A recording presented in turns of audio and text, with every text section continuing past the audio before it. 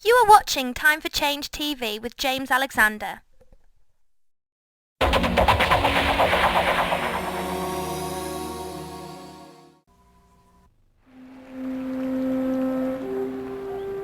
I was born in a little town called Hope, Arkansas, 3 months after my father died. I remember living in that old two-story house where I lived with my grandparents. I remember going to my grandfather's grocery store and a big jar of Jackson cookies that were there on the shelf. It was a wonderful little small town where, you know, it seemed that everybody knew everybody else. And it was just segregated like all southern towns were then. And I remember my grandmother and grandfather opposing the closing of Central High School to keep black students out. They were for integrating the schools. It was interesting. My grandfather had a grade school education. And my grandmother had graduated from high school from a tiny little school out in Bodcaw, Arkansas. His grandmother just valued education above all else. I mean, from the time Bill was in a high chair, she had, like playing cards tacked up on the drapes in the kitchen area where she fed Bill, and she would tell him what the numbers were, and she would read to him all the time, so that, he was able to read at a really young age, in part because his grandmother valued it so much and helped him so much. They didn't go around and see the world and become broad-minded. They did it out of the depth of their experience and their heart. And I was always really proud of them. On August the 18th, 1946, I walked to the Malco Theater in downtown Hope to see a picture called Tomorrow is Forever. And it must have been prophetic because the next day, Bill was born. You know, when you lose your husband, you never ever think you're going to get married again, never. And I kept looking at this child and didn't feel that I was going to be able to earn enough money. She went back to New Orleans to finish her nursing education. She became a nurse anesthetist.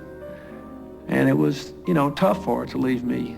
And during this time she was away, one time my grandmother and I went down on a train to visit her. I remember we pulled out of the station and my mother kneeled at the side of the track and cried because she felt so bad that I was leaving. It's one of my most vivid memories of childhood. Some people think that Bill must have been born wealthy and raised wealthy, then he had all of the privileges that you could ever imagine. Well, instead of being born with a silver spoon in his mouth, he was really born into a house that had an outhouse in the backyard.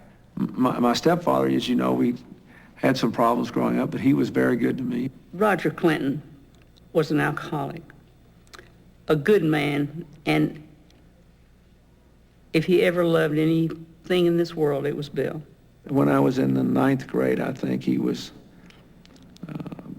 he got violent with my mother one night, and I just bulled through the door and told him he wasn't going to do that anymore. I just said, "Stand up, I have something to say to you." And obviously he couldn't stand up. And so he got in his face and he said, "Daddy, if you're not able to stand up, I'll help you. You must stand to hear what I have to say." And some way or other he stood. And Bill told him then, "Don't you ever, ever lay your hand on my mother again." I never stopped loving my stepfather, thinking he was a really good person. And later on, I wish I'd known more about human psychology as a child than I did, because I came to realize that he was a good person and that the problem was not that he didn't love my mother or me or my brother. The problem was that he didn't think enough of himself. My brother took over the leadership role in our family when he was just a kid. In old pictures, it seems like he always had his arm around me. When I was first starting school at the age of 5 or 6, he went down to the courthouse and had his last name changed to the same as mine. I have to smile when I hear my brother say in the campaign that we have to be one country, because that's the way he's always felt about our family. Religion was really important, and church going was really important to the two of us. He loved singing the hymns and the gospel music, and even to this day, it's an extremely significant part of his life. Bill was always interested in current events. One morning, he couldn't have been more than 7 years old. He read where Arkansas was on the bottom in education. He remarked to me at the time, "Did you know if Arkansas will let me, one of these days I'm going to get us off the bottom?" Well, you know, you don't pay a lot of attention to a child saying something like that.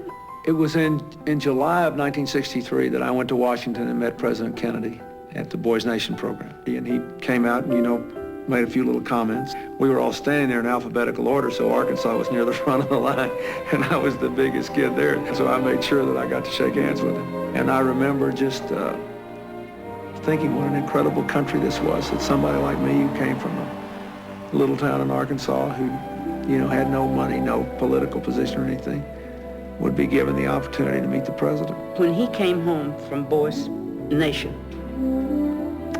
with this picture of John Kennedy and himself shaking hands, I've never seen such an expression on a man's face in my life. He just had such pride.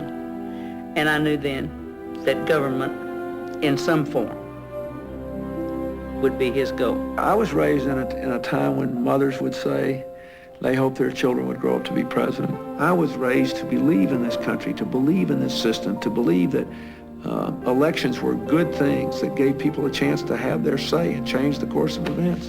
One of my earliest memories is of my brother reciting Martin Luther King's I Have a Dream speech by heart from beginning to end. It is a dream deeply rooted in the American dream. It's the greatest political speech of my lifetime.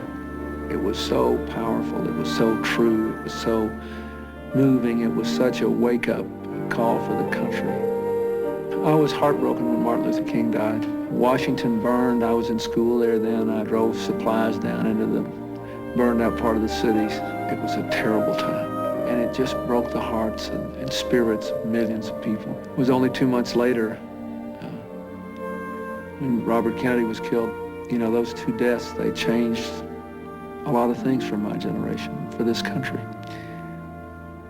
And if both of them had lived, I think the last 20 years would have been a lot different for America and much better. The first time I ever saw Bill Clinton, he was standing in the hallway outside the law library at Yale, which is this wonderful Gothic structure, and he was surrounded by all of these fellow classmates who were trying to convince him to be on the Yale Law Journal. I said, look, I'm going home to Arkansas, and I'm not going to get a big Wall Street job. I'm not going to go clerk on the Supreme Court. I'm going home, be a country lawyer. I don't know if I want to be on the Law Journal.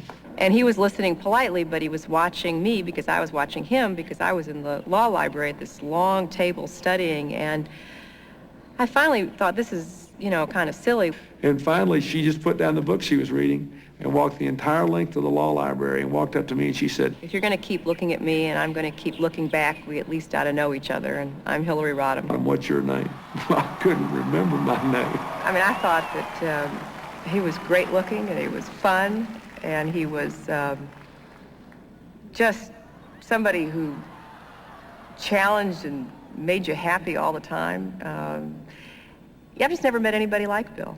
She came to Arkansas, and we were driving around one day together, and we drove past this beautiful old house, and she talked about what a pretty house it was. There was a for sale sign in front of it. And I remember she went away somewhere, and I picked her up at the airport, and I drove her back, and I said, I bought that house you liked. She said, what? I said, that house you like, I bought it, so you better marry me because I can't live in this big house by myself. And that's when she finally said yes. I think they deeply love and are committed to one another. And then they have the kind of, I don't know, what I like to call synergy. I mean, there's, the combination of the two of them makes a third element that is just irresistible as far as I can see. Bill's becoming a father and having Chelsea was one of the, really great experiences of his life because it was something his own father never got to do, never got to see his own child. I was there when Chelsea was born, and it was still, I guess, the most incredible thing I've ever been through. I still remember how squunched up she was when she came out. I still remember how profoundly grateful I was that, Hillary was okay and that I had lived to see it. I mean, I was very aware at that moment